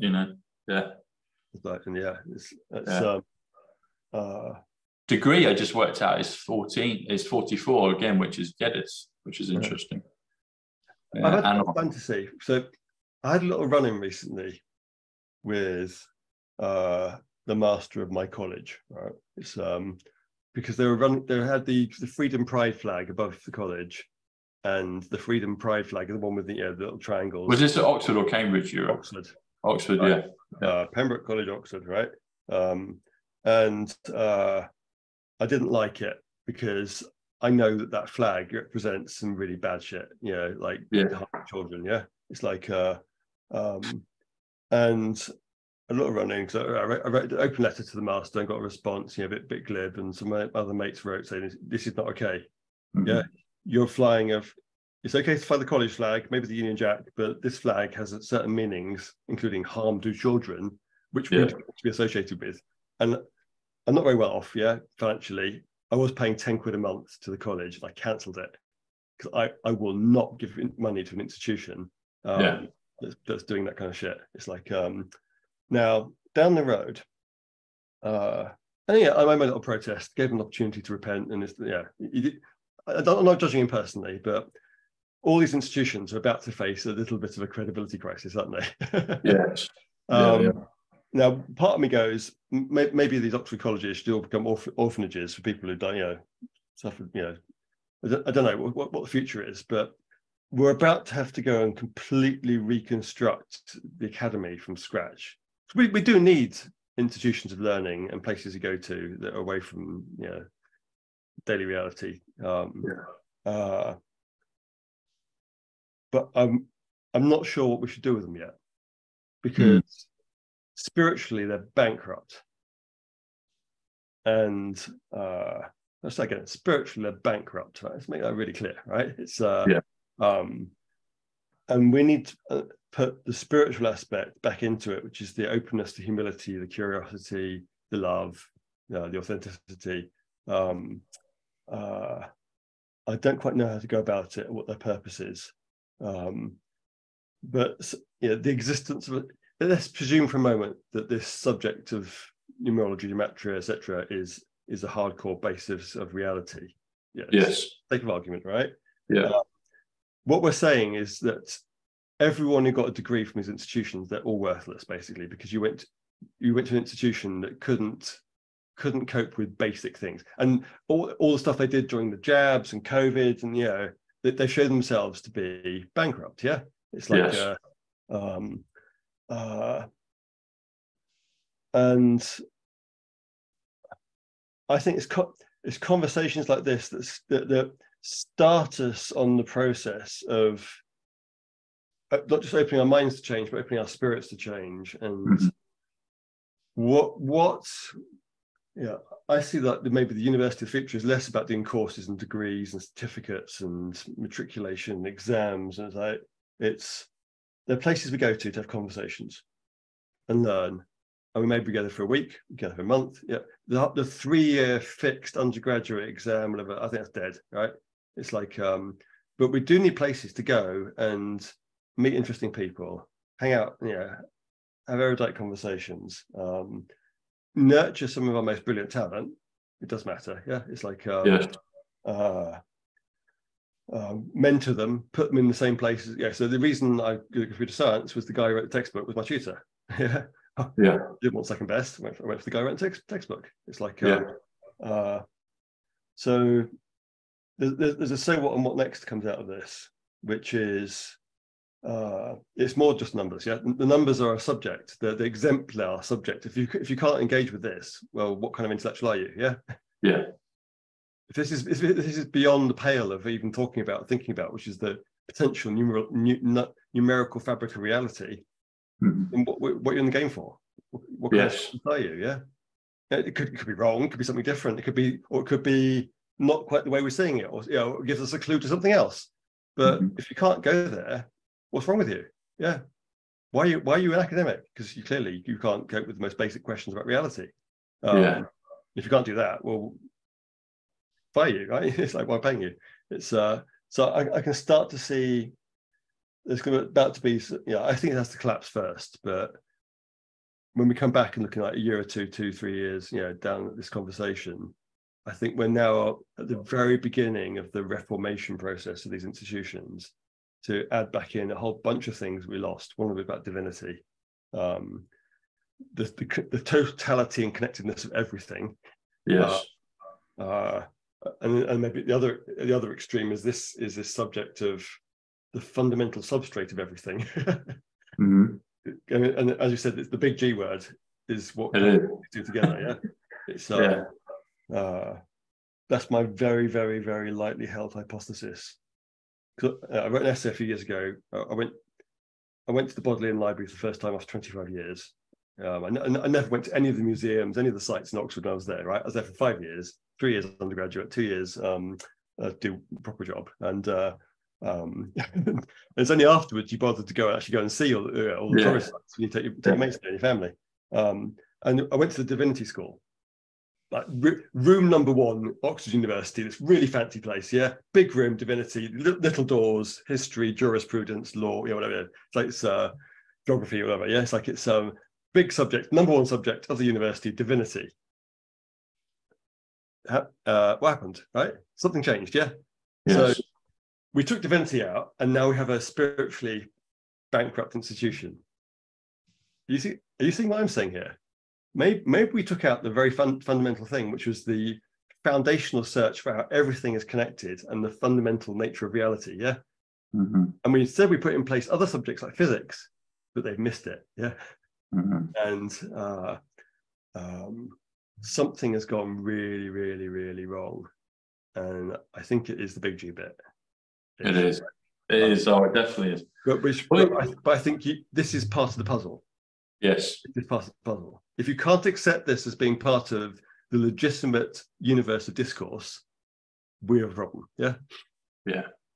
Talking of Oxford, because I didn't study there, but I've spent a fair bit of time with events and things there in the past, and maybe in the future. But I met one of our beloved intellectuals, Peter Hitchens, in Oxford many years ago, and we swapped numbers. And anyway, I got him on the show last year, and Peter's brilliant, and his brother Christopher was, amazing. But bless him, and I tried to tread gently. I did wear this T-shirt, and it kind of set off an alarm bell. He thought it was HH, the high Hitler thing. I was like, no, it's just, it's Back to the Future. And I think it initially put his prickles up on his back.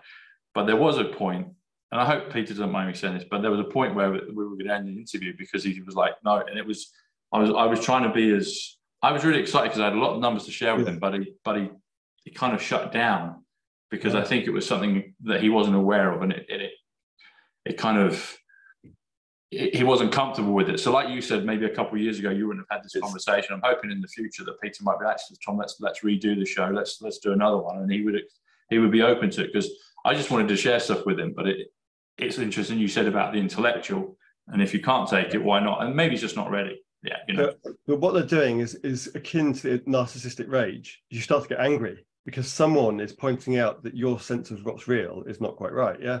And therefore your identity is being attacked. It's an ego matter, which you then start to defend your ego as if you're going to die. You behave badly.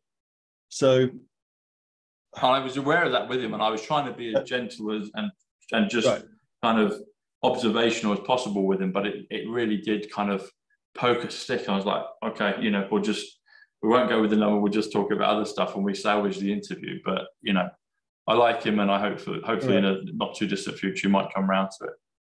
I think it's going to be very hard for people who've been through these kind of institutions to recognise they've been brainwashed. Oh, I agree. I agree. Because you've been told by this little certificate you got, and there was a legit competition of 17-year-olds I went through a long time ago to who could solve puzzles really well, right? I've done a lot of work, and I was really good at solving puzzles at age 17. Yeah, not so much anymore, right? It's like it's got lazy after that. But so I stopped doing math puzzles. But I've got a bunch of friends and former associates who've been successful in the conventional ways, and they've all worn the mask, and they're all not very awake, right? Other ones who went through the same path, who have had setbacks in life, who are not defined by having got this particular certificate. They're very awake, more open-minded, and be humbled by life. It's like we're about to go through a mass trauma event, psychological, spiritual. As those people wake up, and it's not going to be pretty. And I'm watching it particularly. So one of the books, I bent my leg over. I'm going to get to my table over here. So I learned this book by my tutorial partner from Jacques Ellul, Propaganda, right? 1962 classic. And what it says is two things. One, apparently, I haven't read it, right? Reading books is our book. One thing is it says the intellectuals are the most vulnerable to propaganda because they need to have a talking point on everything, and they haven't got time to research it all, right? So it makes them socially acceptable. The second thing it says is that in order for the mass psychosis to work and us to be absorbed into that collective ideology, we have to be told we're individuals. Paradoxical, okay, is you are being successful on your own terms, whatever. So what it does is it disconnects us from the middle space of family, church, community, all of the stabilizing, that can't be true. Yeah, that's crazy shit. Yeah. And you go straight to the ideology. And you skip over all the institutions in the middle that hold the ideology to account. Yeah. It's so by making us all feel super successful as individuals, and you can wear all your fashions, and it's define yourself by who what car you drive, etc. But to hyper individualize us is actually to make us hyper susceptible to mass programming and culture, right? It's so I think we're about to see the collapse of the academy as we currently know it. And I had a dinner like at my college this last year, and one of the people from my year, who's now a very successful academic, was boasting about how they I don't name any names, right? But it's like they have been helping the students to mask up, and they've all done so well in following all the orders and routines. And I know this comes from a completely brainwashed, propagandized place. Yeah, it's and this person's spouse was also a very senior educator with a lot of responsibility. They've also been doing a similar thing, right? It's like they're going to be in a world of hurt, and they're human. Yeah, if they got a particular certificate, background, whatever, it's going to be really, really sad and really, really hard. Yeah.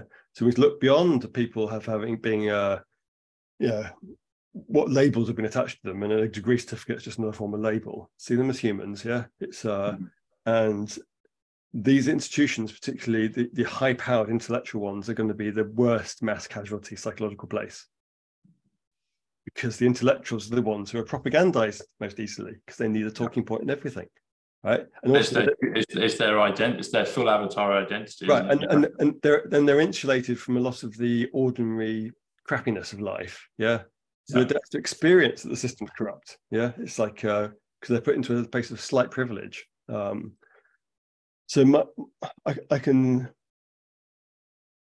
I see it as a spiritual job, a practical job, trauma management job coming up, and it's back to what I said earlier. There's two things. There's filling ahead with information, but there's also managing the trauma of life. And you can't unlearn. In order to learn, you need to be able to unlearn. But for that, you need to let go of your ego identity and have compassion. And I think I'm finding that these two things go together. Is where I've described it in the past is like these academics. They're like drag racers, and at age 17, I was given a test of how fast in 3 hours can you go down this little track. Yeah. Yeah. Okay. And then you turn up with all the other people who are really good at drag racing. But the real world is like rally driving with car parks we have to reverse. Yeah. And if you've got no reverse gear and you can't steer and you can't navigate, you're useless. Yeah, they're going. Yeah. Yeah. Lovely engine in 1 mile, for 5 seconds. So I think we're about to go through a really difficult time for those people in particular. And I think you're right. Yeah, in particular. I mean, everyone, but in particular those, because it's and I saw it. Bless him. And I hope to do something in the future when he feels comfortable. But it's going to be a mess. You've mentioned the word spiritual a lot recently. Yeah. In the last few minutes, and spiritual comes to 125, which comes to dark to light. Mm-hmm. Yeah, again, it comes to time travel, it comes to John Kennedy. So we're going to go through this spiritual awakening, but like you said, it's going to be prefaced with trauma is going to come first, and then people are going to go through that process. But spiritual is 125, it's time travel, but it's dark to light. And also as well, spirit is 91, which is Space Force, which is POTUS, which is future, which is liberty, which is the Father. And also physics, we've mentioned physics. So physics is 99, which is ascension, which is also patriot. And so the other physics, the other ascension, the other physics is actually 165, resurrection. I believe, I've said this for a while, I think there are going to be a lot of casualties, as you've said. I do believe once we get to the other side, whenever and however that looks, I do believe in things like the resurrection. I do believe that will come, that the Christ power will resurrect people, whether it's Jesus Christ as a man in a beard, white cloak, as an avatar, I don't know.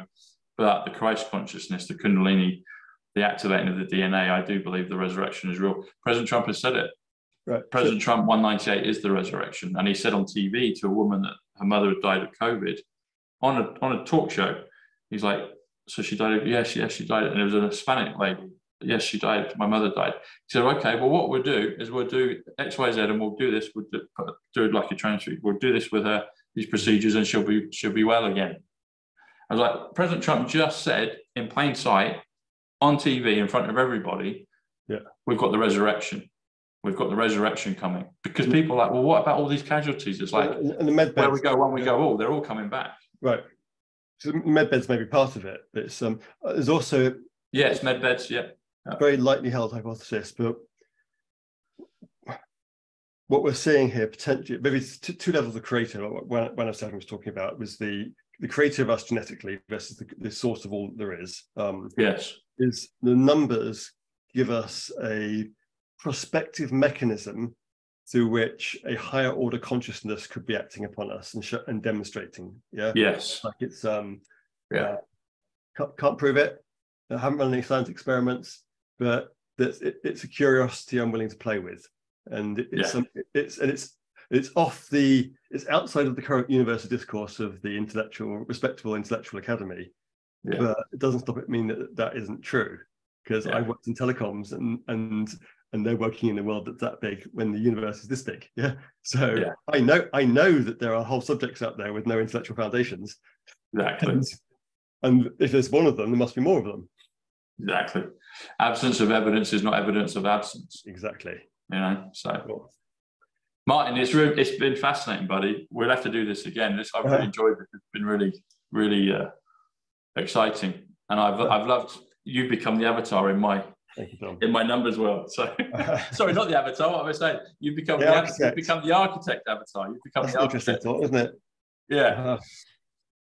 We'll just have to get you a white beard and the white suit and everything. No, I can't grow beards. It's like shave. Actually, you could be Neo when he's on the Nebuchadnezzar, because he does the shaved head. It's like he's rugged and tough, and it's like Neo. Yeah, Neo's DJT 34, Grace 134 DJT. Yeah. How can people find you, buddy? We've talked about it, but how can people find you? Probably the easiest way is just go to Twitter, and I'm on Twitter, Martin Geddes.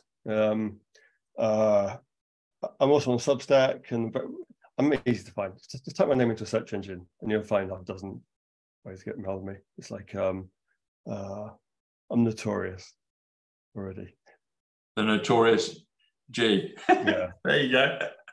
Excellent. All right, man. Well, I hopefully we get to meet at some point, sometime in the near future. That'd be amazing, and we'll definitely do this again if you're up for it. I'd love to. Yeah. Yeah. Okay. Thanks, Martin. The best. Cheers, buddy. Take care. Yeah. Thanks. Bye.